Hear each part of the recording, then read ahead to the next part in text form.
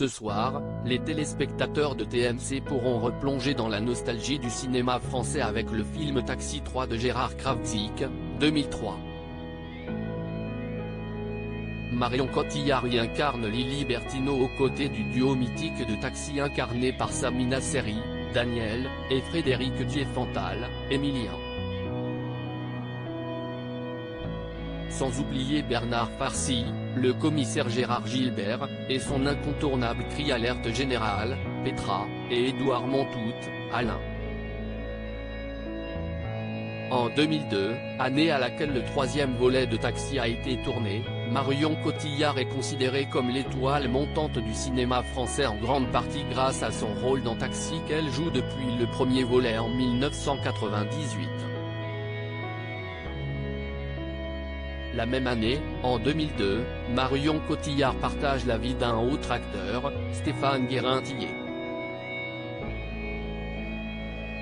Ils ont joué ensemble dans quelques courts-métrages dans Quelques jours de trop en 2000, Heureuse en 2001 et aussi dans les longs-métrages Cavalcade et Eddie réalisés par Stéphane Guérin-Tillet en 2005. Les deux tourtereaux se séparent la même année. Marion Cotillard et Guillaume Canet, les Brad Pitt et Angelina Jolie à la française depuis 2007, Marion Cotillard partage la vie d'un autre grand acteur qui n'est autre que Guillaume Canet qu'elle connaît depuis 1997.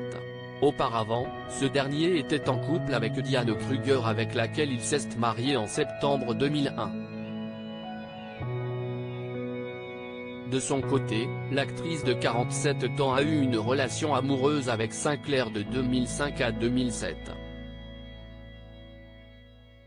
Surnommés les Brad Pitt et Angelina Jolie à la française, Marion Cotillard et Guillaume Canet ont joué dans de nombreux films ensemble dont, le film de Yann Samuel, Jeu d'enfant, 2003, où ils jouaient respectivement les rôles de Sophie et Julien, Le dernier vol de Karim Dridi, 2009, Les petits mouchoirs de Guillaume Canet lui-même, 2010, et plus récemment dans Astérix et Obélix, l'Empire du milieu de Guillaume Canet dont la sortie est prévue en 2023.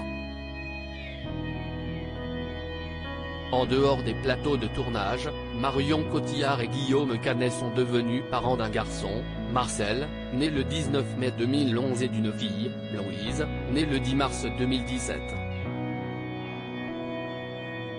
Le couple reste très discret sur la scène médiatique mais s'autorise toutefois quelques apparitions en public notamment à Roland-Garros.